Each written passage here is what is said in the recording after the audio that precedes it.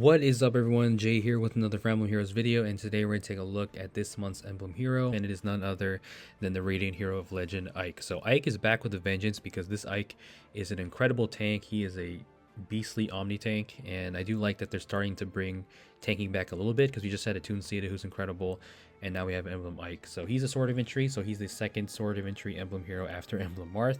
And compared to Marth, he works a lot differently because he's pure enemy phase, and while Emblem Marth can definitely tank in the enemy phase, he's more player phase oriented with his, dive bomb effect, and Ike here is just all out enemy phase tanking, which is pretty cool.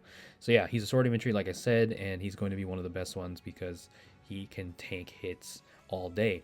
And he's voiced by Greg Chun. I think the line that he says here is, "Yeah, I glow and float around, so what?" Which is pretty funny. That's definitely something Ike would say, and drawn by Akumi Yugo, who did a good job, I think. So yeah, amazing art and just a really, really good unit. So we'll take a look at his kit.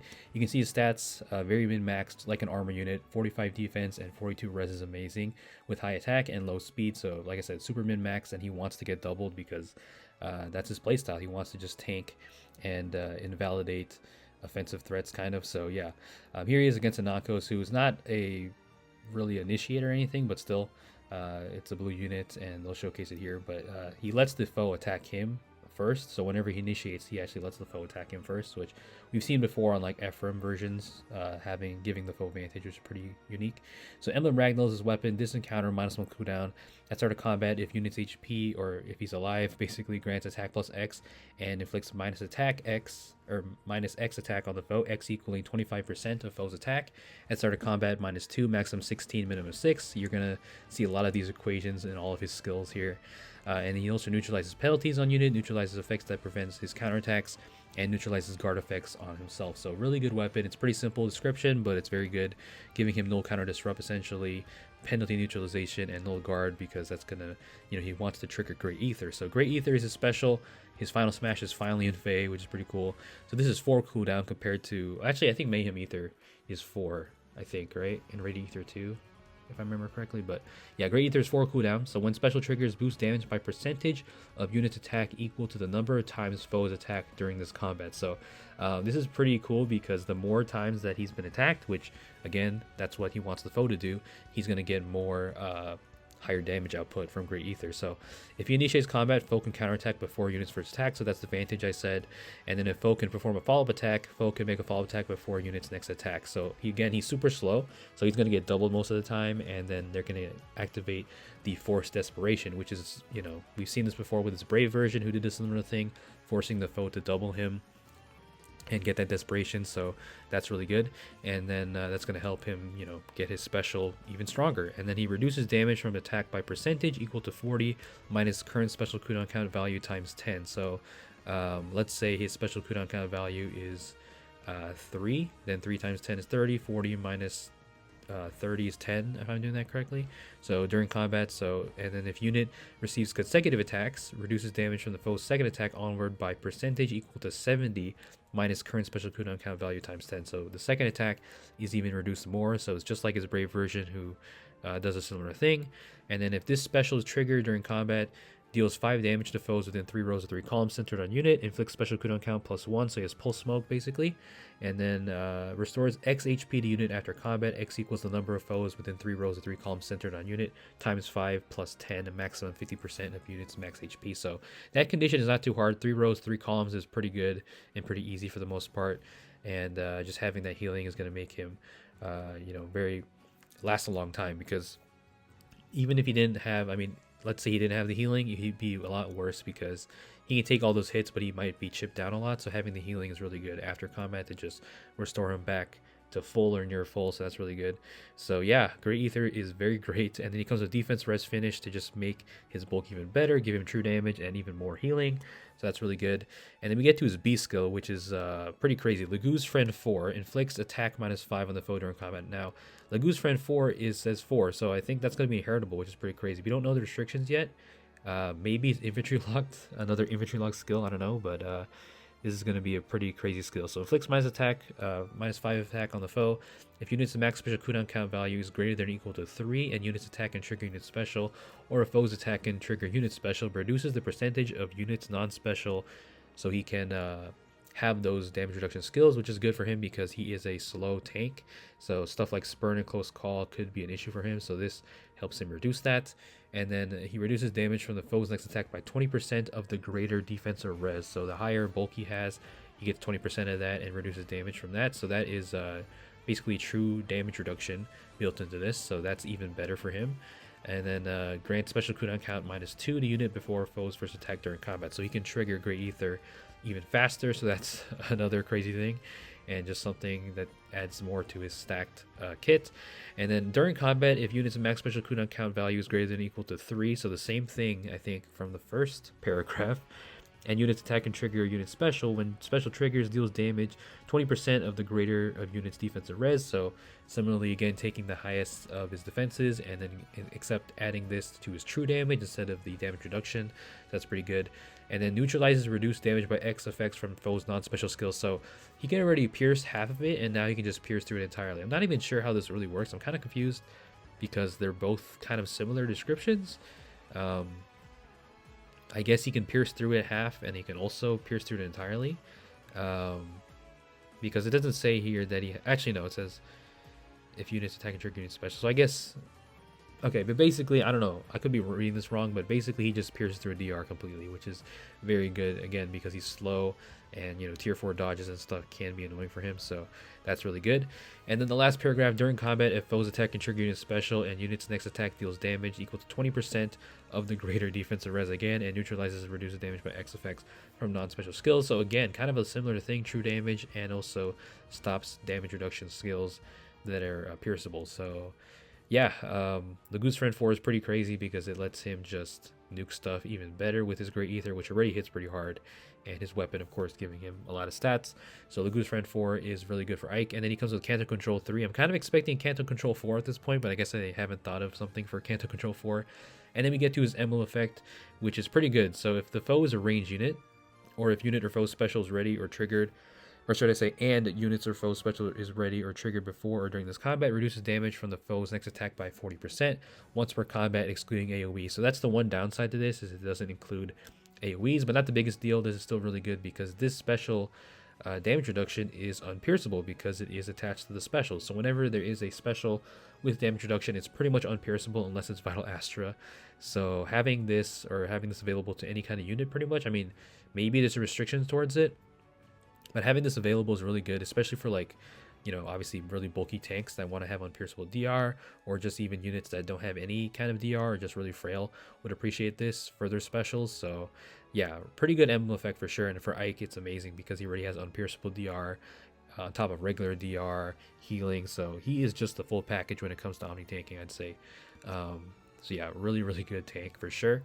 So that's an emblem effect, pretty good. Compared to Emblem Marth, I don't know if it's as universally useful because Emblem Marth has the -1 cooldown, but even then, Marth's -1 cooldown still isn't the best on some units that already lower their cooldown by a lot. So there's some cases where you don't really need to use Emblem Marth's emblem effect, and I guess for Ike it could be the case, but unpierceable DR is still really good for pretty much everybody. So it's like Armored Beacon pretty much. Just with the emblem effects. So there is his animation for Great Aether, amazing. And then here we showcase the full power, and the real power of him is him being able to tank a quad 44x4 hit from Rearm Reinhardt. So yeah, he takes the first hit, then he's going to take a Moonbow and eat that up for breakfast. Then he's going to take another Moonbow, eat that up for lunch, and then eat the last hit for dinner, I'm pretty sure. So Moonbow, or actually, I don't even know if he gets a fourth hit in. Let's see. Yeah, he lives with 4. Reduces by 7, and then Great Aether just kills Reinhardt. So yeah, he's no joke. I mean, obviously we've seen red tanks tank blue units before, obviously, you know, it's not just cut and dry blue automatically beats red, but the fact that he was able to tank all that is pretty impressive in my book, because he just debuffs their attack by a lot, has tons of unpierceable DR. So like I said in the beginning, he's kind of like a Toon Sita, just a sword version, who can also support his allies, and has no counter disrupt. So that's one thing Sita doesn't have, but obviously he doesn't have what is it called? He can't buff up his teammates with the stats, and he can't have the dual effectiveness, but still they are pretty comparable, similar in a lot of ways, just being able to tank a lot of stuff. So there is Emblem Ike, and of course he has a lot of healing. You can see he healed up back to like 31 after what, he barely survived, but he healed a lot after that. So he healed up like 20 after combat. So yeah, he's going to be a really, really good tank. But Fatal Smoke is something I keep saying. I feel like Fatal Smoke, it's a rare skill, but it's gonna go up in stocks because Fatal Smoke can't help you against this Ike because it's gonna stop all his healing.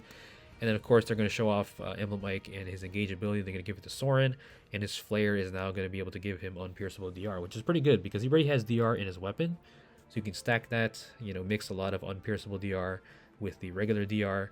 So that's pretty amazing. And I think he can also engage with other emblem heroes, which is because now we finally have a second one, which it looks like he can, because right here you can see that Emblem Marth is an option. So yeah, I'm kind of tempted to pull for him and try to give this to my Emblem Marth and have two unpierceable damage reduction sources in one special, because Lodestar Rush already gives you that. But ideally, if I do get an Ike, I'd rather give it to someone who doesn't have unpierceable DR, like Brave Marth, because normally he doesn't run Godlike Reflexes or something. So with no quarter, that'd be pretty amazing. There's a lot of potential stuff you can use with this. We'll have to see again. We'll have to see if there's any restrictions for it, but still really good because it just gives people that longevity that they might need. So there's Emblem Ike, a pretty insane Omni tank. Like I said, pretty much not pretty much, but a lot of ways kind of like a sword version of a Tunsita who we just had. But here are the rest of the units on the banner. We have Legendary Female Byleth, we have Arvel, we have Embla.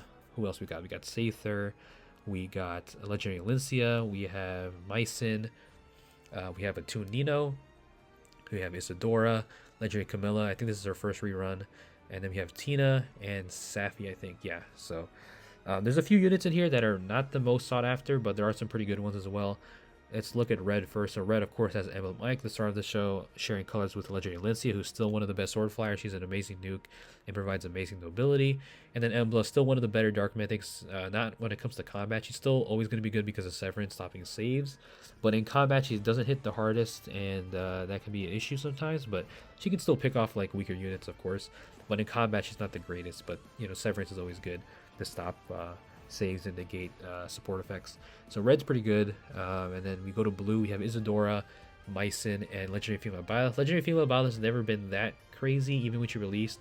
The support she gives, the Null Guard, is good, but it's not as sought after compared to like Legendary Male Byleth, who provides no follow-up.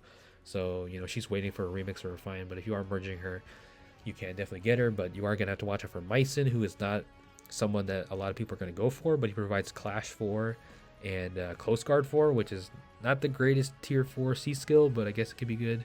And then Isadora is a pretty underrated Lance Cavalier. I feel like she provides, I think her weapon provides a lot of support with like Sabotage and stuff. I don't remember exactly what it does, but she's pretty underrated and pretty good. And then colorless, we have Arvel, who he's an older mythic, but I think he's still pretty good because he can nuke and provide the guard effect on the foes they're trying to approach, so that's pretty good. And then Safi and Tina. Safi's good, but Tina I think is arguably the best unit here because Tina can steal all your status effects, and she's pretty underrated. She's a unit you don't see much, but I've lost to one in Aether Raid's defense. She just stole all my buffs and just destroyed me and let her teammates destroy me. So Tina's pretty crazy and pretty underrated. And then green, we have Aether, who's I mean, she can still work, but, you know, we have New Year's Aether, who's just way better. But as a mythic, I guess she's pretty decent as, you know, being able to stop people's movement. Toon Nino, who's still one of the best Toon heroes because her fodder is amazing, and just a unit, she's incredibly strong. And then Legendary Camilla, speaking of strong, is just a cheat code. She's just stupid with all the chip damage she can do. Deadly Miasma, amazing fodder all around. So yeah, I'd say red is probably the best color overall, and then green probably second, and then I'd say colorless is third best, and then blue is probably the last one. So yeah, pretty decent legendary banner. It's not the greatest ever. There's still some units that like Mycin and Arvel or even Embla that people might not want, and Safi too, I guess. But Emblem Ike is definitely worth it, I'd say, for that unpierceable DR, because a lot of units want to have that. In general, if you're bulky or not, just having unpierceable DR is pretty good. But of course, it only works against ranged foes, so you have to keep that in mind. So yeah, Ike is just a pure beastly Omni tank and kind of ridiculous. Now he's not going to be free from the chip damage stuff, but still, even if he is chip damage a lot, he can still just reduce the actual hits a ton. So that's incredible, and he doesn't have to care about Valentine Leon fire sweeping him or any other threats like Legendary Veronica. So having no counter disrupt is something he has over at Tunsita. So I'm kind of jealous about that, but yeah, he's easily the best sword infantry tank, I'd say, and then the Tunsita being the best lance infantry tank. So yeah, attuned Ike, not attuned Ike. Oops, I was thinking of attuned Sita.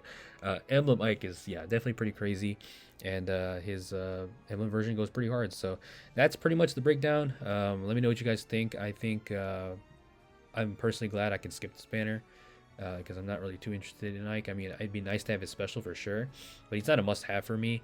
I would love to get him for free, but that's probably not gonna happen. So I need to start saving again, man, because you saw my summon videos. I've been going pretty hard lately, so I need some time to breathe.